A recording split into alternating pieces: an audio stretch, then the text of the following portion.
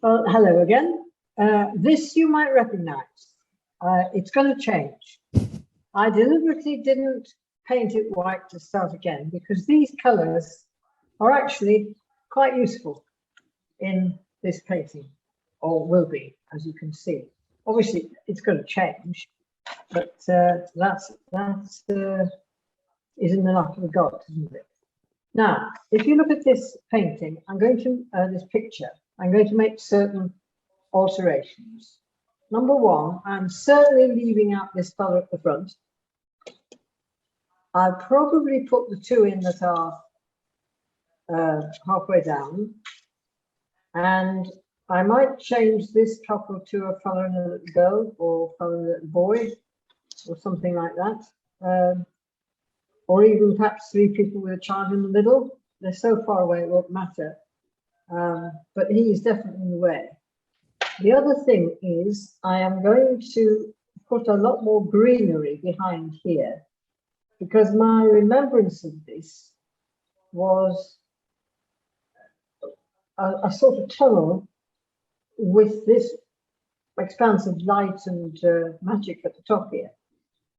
And I'm leaving that face out, by the way, as well, obviously. I don't know who that was, but he got in somehow. I will probably have some thoughts about the path, because if I pull the darker down here, obviously this path isn't going to be as light. That will have the benefit of making the laburnum itself much more visible and attractive. So that's the basic idea. I have put out a series of colours which I think will be useful. Oh, picture is being difficult. There we are. Normally when I work in oils, I put everything else. So I have reds and oranges and whatever and whatever.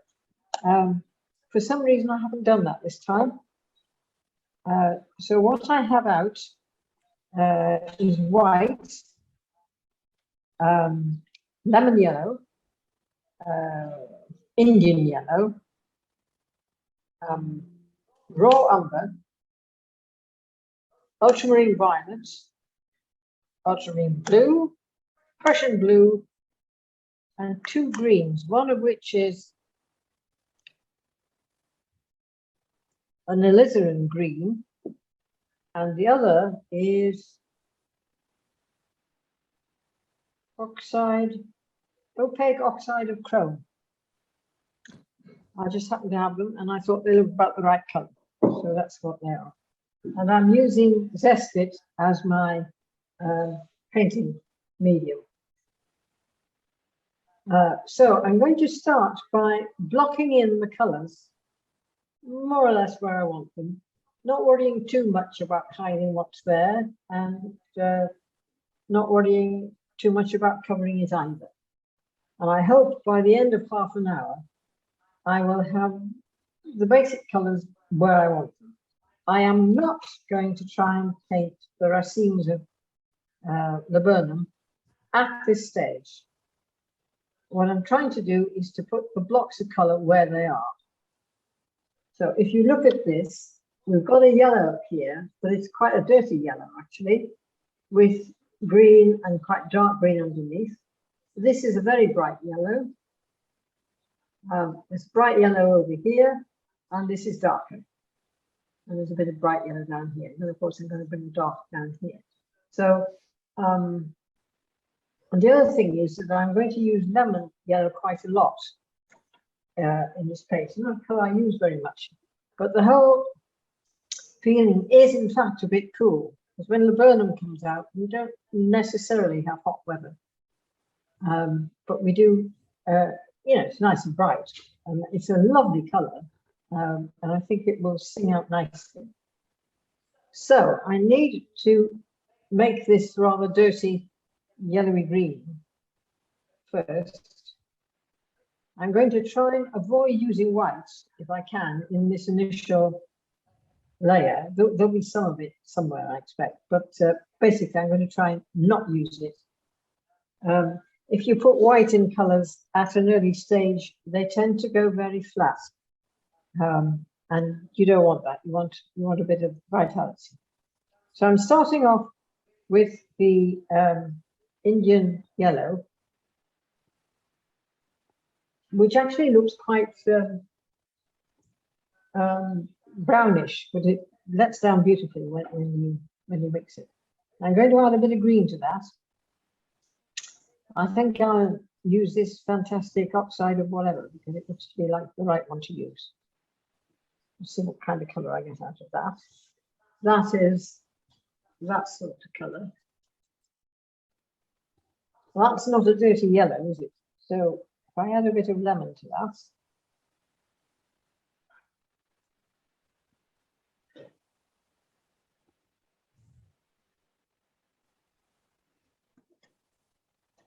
That's a bit more like it. It's not strong enough to hide the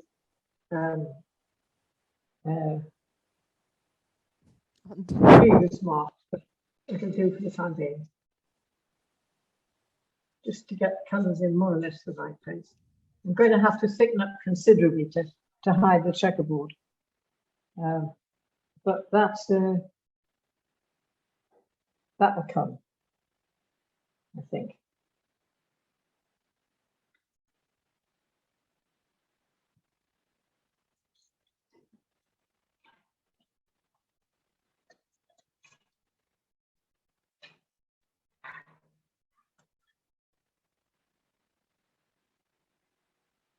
Right. Now,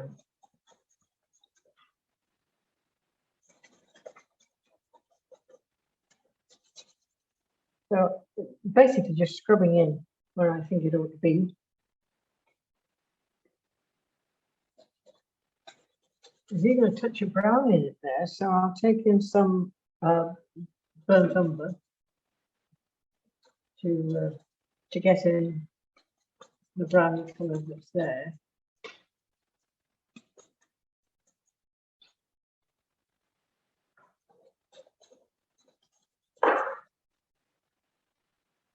Just looking for shape. This green. Now this green that I'm using now is actually the oxide of chrome. The other one was the alizarin that I used. I can see that because it's such an opaque paint. It really is really doing a good coverage of it.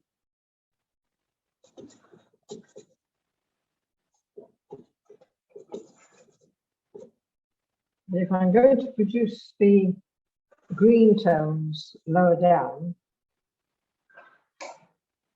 where the trees are down here,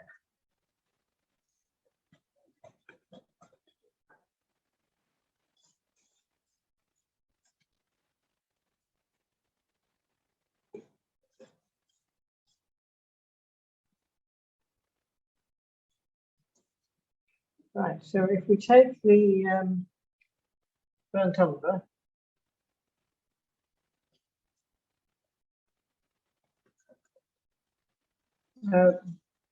basic lesson, don't ever take one of these lines that come off through the corner of the painting. It just looks terrible. It just looks amateur. You know, whatever else you take on board, that's you don't want to be amateur.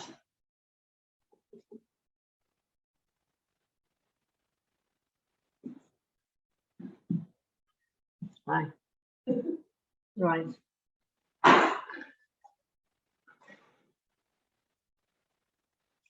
And then we've got a slight curve here. And this is much less. I'm going to take them off. I'm going to take them off even. I think I'll take this one off a little bit lower down, but again, not through the corner. It really doesn't help taking it through the corner. And then there's the tree here. Right. Okay. Then above that, I'm going to use some of the greens.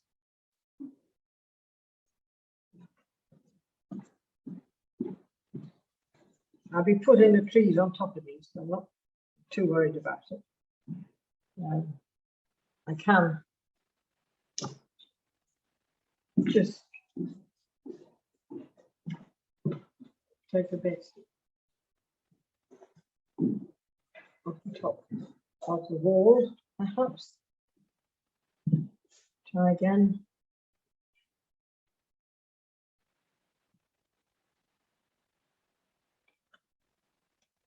Right, okay.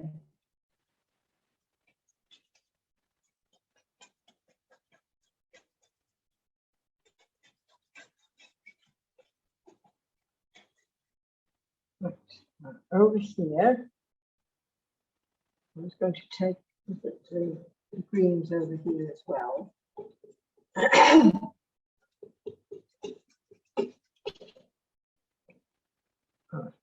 Not only that green, I'll use a bit of the other green. I do stick a bit of yellow in there just to cheer up the greens a little bit.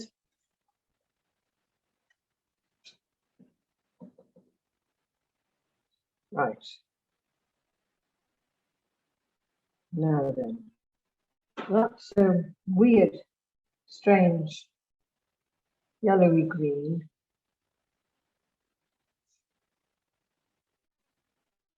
It and bring it back.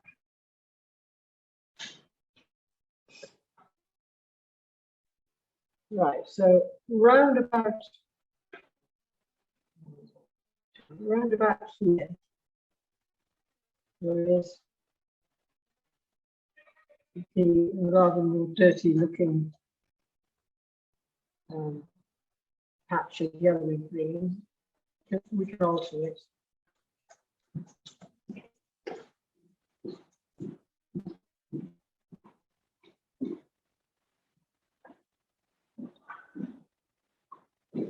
Bring it down a bit, I think.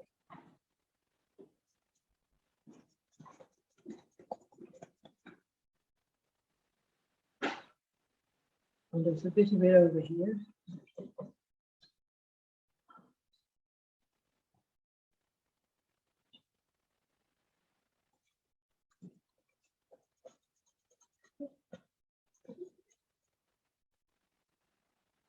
Right, now then, I'm going to clean the brush. Not desperately, just, you know, I would like the yellow to go on as a yellow, if at all possible. We've got this here. That's getting muddled up with paint underneath. Right.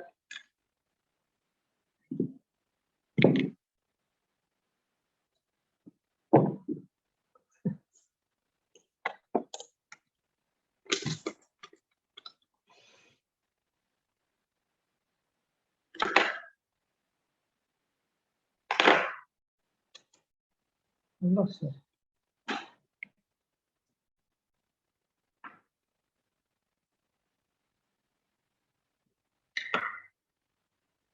Oh, goodness, I actually lost it. I have a full tube of yellow and it walks.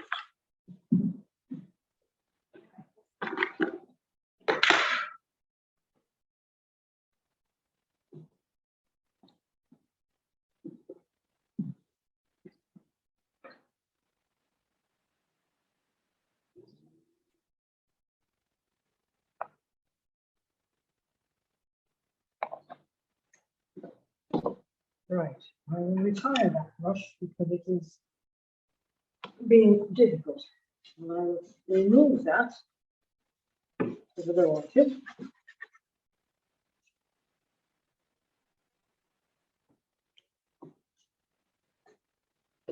And we'll see how we get on.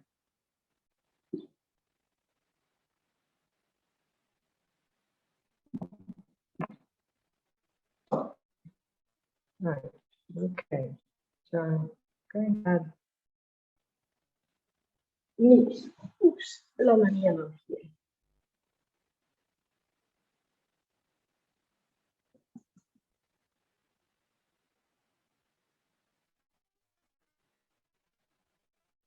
Maybe I should have painted it white. I think. Going to have to.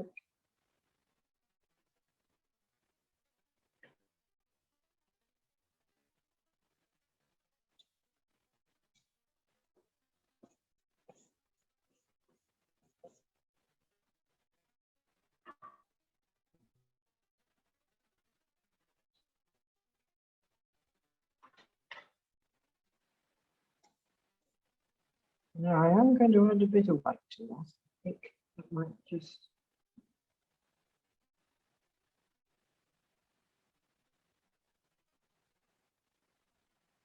And a bit more yellow.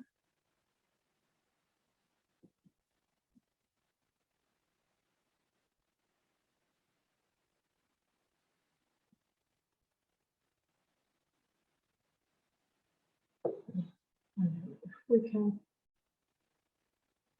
just adjust this now. This bit here. I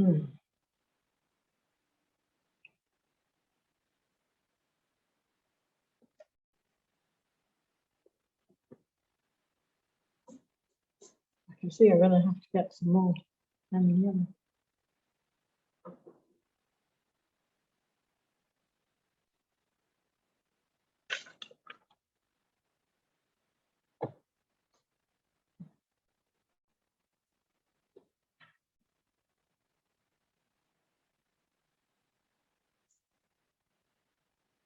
And of course, this bit has some of this lemon yellow here.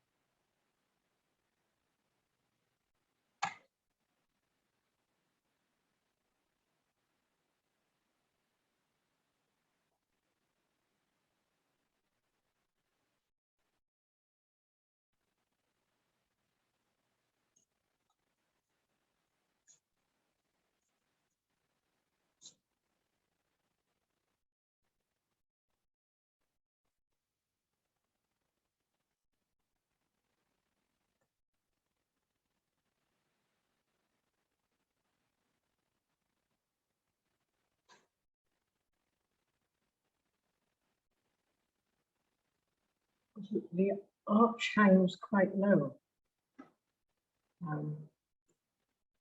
So that to get the people in is going to be quite interesting. It is actually almost touching there. If you look at the picture, the bottom of the laburnum arch itself is practically touching the wall. Yes, it's an optical illusion, but it's also what it looks like. So that's what you have to try and fit in if you possibly can. I need to do something to the path, don't I? I think I will do that with the brown mixed with a bit of white. The brown that I'm using is raw umber, which is a cool brown. Again, I usually would use burnt sienna because it's the go-to color when you're painting. Somehow it's like ultramarine. It just lives in the box and does everything.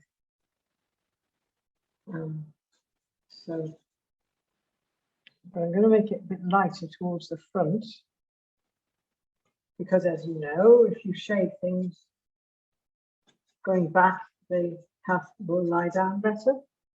And I will exaggerate the curve by taking the light up there.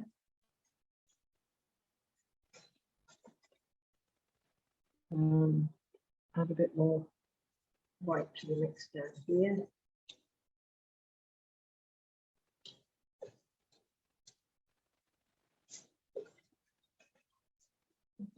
All very scrubby at this stage.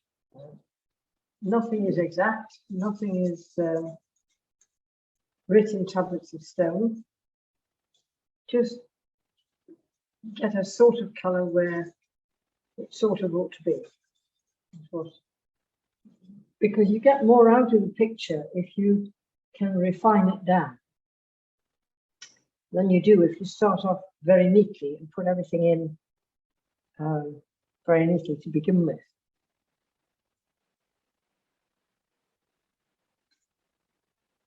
Might put a bit of white in that, actually.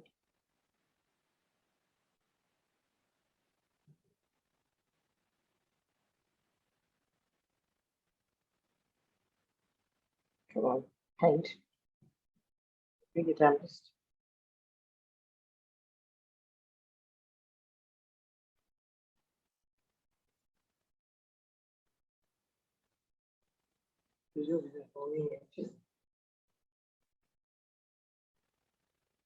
We've got them over here.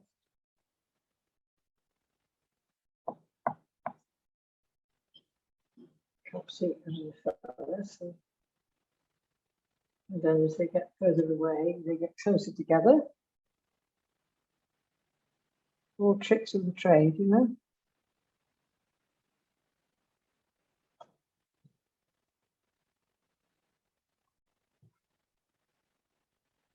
We've got the sort of feeling of enclosure, and then now is the time, before you go any further, to get the people in if you can.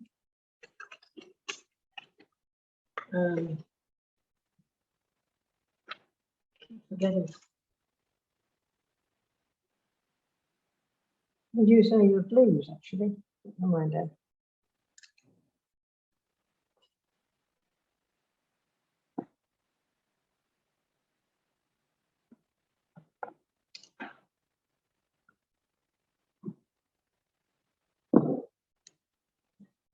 I'm just actually more or less going to make a mark where the people are. That is too wide there. That can come down to the heel. There'll be people there. And he's a bit taller. So he will be there. And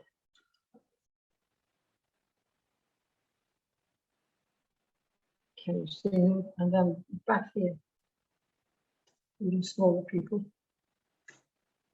And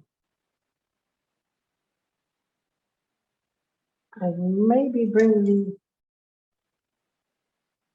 Laburnum down a bit more down here.